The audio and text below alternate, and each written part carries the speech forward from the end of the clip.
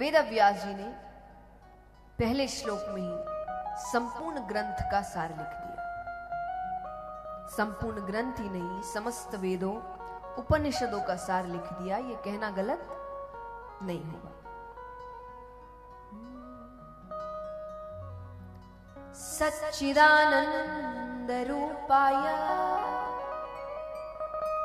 विश्वोत्पत्त्यादि Hathaway तापत्रय विनाशाय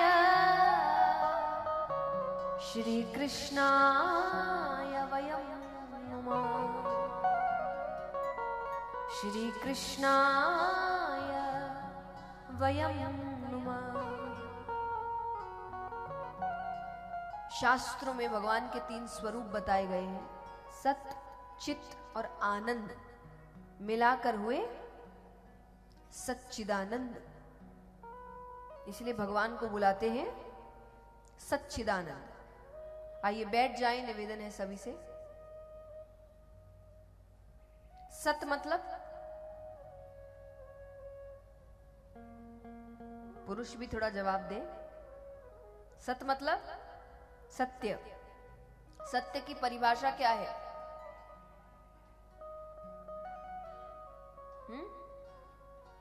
सत्य की परिभाषा क्या है? हिंदी में आते ना 2 नंबर की क्वेश्चन, परिभाषा बताओ बताओ। सत्य की परिभाषा क्या है? परिभाषा थोड़ी है, सच बोलना तो बोलना चाहिए। सच क्या है?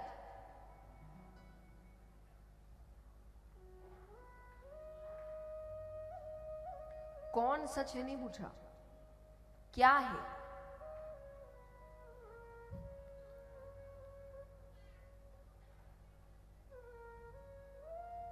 कहीं से आवाज आई? बिल्कुल सही। जो कभी भी ना बदले, हमेशा अडिग रहे, वो सत्य। सत्य कभी नहीं बदलता।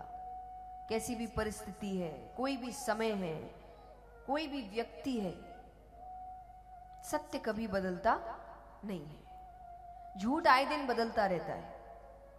इसलिए कहते हैं एक झूठ को छुपाने के लिए 100 झूठ बोलने पड़ते, और कलयुग में तो 1000। क्योंकि हर व्यक्ति को एक ही झूठ नहीं बोल सकते ना, तो आपको व्यक्ति अनुसार झूठ बदलना पड़ता है। फिर थोड़ा समय बदलेगा तब भी झूठ को बदलना पड़ता है। तो झूठ बदलता रहता है, सत्य कभी भी बदलता नहीं है। तो ब्रह्मांड में ऐसा कौन है जो कभी नहीं बदलता? ईश्वर। हम और आप यहां नहीं थे तब भी वे थे, हम और आप यहां हैं तब भी वे हैं, और हम और आप यहां से चले जाएंगे तब भी वे रहेंगे। वो कभी भी बदलते नहीं है। तो आश्रय किसका लेना? सत्य का। आश्रय किसका लेना? क्योंकि सत्य बदलता नहीं। जो बदल जाए, धोखा दे दे, उसका आश्रय लेकर क्या फायदा?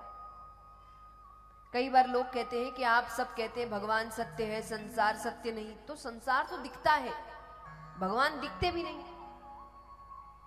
तो सत्य की परिभाषा में ये कहा है कि जो दिखे वो सच है। कई बार आंखों देखी बात झूठी पड़ जाती है। जो बदले ना वो सच, और भगवान कभी बदलते, और संसार बदलता है। हर पल हर क्षण बदलता है। हम बदल रहे हैं, हमारे आश्रय बदल रहे हैं। एक बात बताइए, एक छोटा सा बच्चा है, उसके सामने 1 करोड़ रुपए रख दो और कुछ खिलौने रख दो, वो बच्चा क्या उठाएगा? जोर से कहिए। खिलौने। आप क्या उठाएंगे?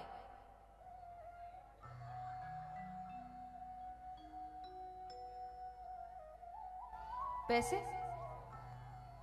अब मान लीजिए बुढ़ापा आ गया, अब आपको पता चले ज्यादा समय बचा नहीं है आपके पास, तो ये कुछ समय में आपको ये पूरा समय आपके परिवार के साथ मिलेगा, या 10 करोड़ रुपए मिलेंगे, आप क्या चुनेंगे? परिवार। ये तो देखिए मैंने महत्वपूर्ण आश्रय बताए हैं, वरना बदलते तो हजारों बार है हमारे आश्रय। काम के लिए बदलते हैं, रिश्तों में बदलते हैं, भावनाओं में बदलते हैं, पर ये 3 महत्वपूर्ण आश्रय हैं। बचपन में खेल, जवानी में धन और बुढ़ापे में परिवार। लेकिन एक ही जीवन में 3 बार हमारे आश्रय बदल गए। पर इसी जीवन में एक ऐसा आश्रय था जो कभी नहीं बदला। कि एक छोटे से बच्चे को हम कहते हैं जय जय करो, वो हाथ जोड़ लेता है, और वहीं बुढ़ापे तक व्यक्ति भगवान का नाम लेता रहता है। और भगवान का तो नाम ऐसा है कि भगवान को नहीं मानने वाला भी तकलीफ में भगवान को ही याद करता है। आज आप जब तकलीफ में होते सबसे पहले मुख से क्या निकलता है? हे भगवान। अंग्रेजी में कहे तो ओ गॉड, ओ माय गॉड, यही सब कहते हैं हम। अब हो सकता है इसको बोलने वाला नास्तिक होगा, मानता भी नहीं होगा भगवान में, पर उसके मुख से यही शब्द निकलते हैं। और कैसे साबित करें कि भगवान हर जगह है, आपके अंदर है, कि तकलीफ में याद ही आपको वो आते हैं। तो भगवान सत्य है, तो आश्रय उसी का लीजिए जो कभी बदले ना। हम तो बदलते रहते हैं, संसार बदलता रहता है। तापत्रय विनाशाय श्री कृष्णाय वयम नमः। कि भगवान कृपा, देखिए तीनों तरीके से आप भगवान की कृपा प्राप्त करते हैं। सत भगवान। आनंद क्या है? आनंद मतलब हम बाहर खोजने की कोशिश करते हैं, यहां चले जाएंगे बड़ा आनंद आ जाएगा, ये देख लेंगे बड़ा आनंद आ जाएगा, यहां घूम आएंगे बड़ा आनंद आ जाएगा, इससे मिल लेंगे बड़ा आनंद आ जाएगा। ये कुछ समय के आनंद है, वरना इस पूरे संसार में सबसे ज्यादा मनोरंजन के साधन मनुष्य के पास है, और फिर भी सबसे ज्यादा बोर मनुष्य होता है। हाँ कि ना? हमारे पास सबसे ज्यादा मनोरंजन के साधन है, फिर भी सबसे ज्यादा बोर हम ही होते हैं। हर थोड़े दिन में कुछ नया चाहिए, कुछ नया चाहिए। जानवर कब से वैसे ही चले आ रहे, हमको हमेशा कुछ नया चाहिए, क्योंकि हमने आनंद ऐसे स्थानों पर खोजना शुरू किया है जो कुछ ही क्षणों के हैं। और भगवान को जो समझ लेता है वो जीवन भर खुश रहता है, क्योंकि भगवान का साथ ऐसा है जो दुख में भी आपको सुखी कर सकता है। मैं एक बात हमेशा कहती हूं, अगर दुख में भी सुखी रहने लग जाओ, समझ जाना भक्त बन गए। भक्त दुखी नहीं होता, दुख आते हैं, ये मत समझ लेना कि भक्ति का मतलब दुख चले जाएंगे। लोग इसीलिए भक्ति कर रहे हैं। कई बार लोग हमसे आके कहते हैं हम तो इतनी भक्ति करते हैं, इतनी पूजा पाठ करते हैं, फिर भी दुख खत्म नहीं हो रहे। तो इसीलिए कर रहे हो, तब तो अभी बंद कर दो। क्योंकि इतिहास उठाकर देखिए, भगवान के जितने बड़े बड़े भक्त हुए उनके जीवन में सबसे ज्यादा दुख आए हैं। हाँ कि ना? आज हम मीराबाई की बहुत बात करते हैं, मीराबाई के इतने भजन गाते हैं, सब जानते हैं मीराबाई को। वो जब तक जीवित रही किसी ने उनको चैन से जीने नहीं दिया। कुल को खत्म करने वाली, कलंक लगाने वाली, किस किस नाम से नहीं पुकारा, पर उनका विश्वास भगवान पर से हटा नहीं। तो जो सच्चे प्रेमी, सच्चे भक्त होते हैं, उनका विश्वास भगवान पर से नहीं हटता। संसार पर से हट सकता है, भगवान पर से नहीं हटता। और हमारा तो कुछ जीवन में दुख आया नहीं, पहला विश्वास भगवान से ही उठता है। हाँ कि ना? भगवान होते तो ऐसा होता है ही नहीं। इतना स्वार्थ, इसका मतलब तो पूर्ण रूप से हम स्वार्थ की भक्ति कर रहे हैं। आज मनुष्य इतना स्वार्थी हो गया है कि भगवान उसका एक काम ना करे वो भगवान बदल ले। एक काम ना करे उसको अब कहीं और काम करवाते।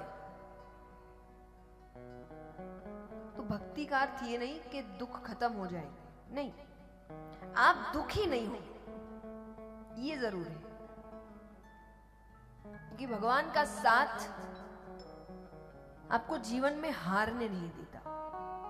और हारने का मतलब परिस्थितियों का हारना नहीं है, व्यक्तित्व का हारना है।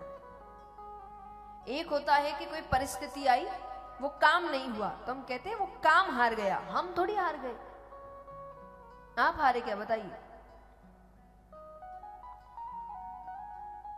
आज आप कोई काम करने जा रहे हो, उस काम में सफल नहीं हुए तो उस काम की हार हो गई, आपकी थोड़ी हुई।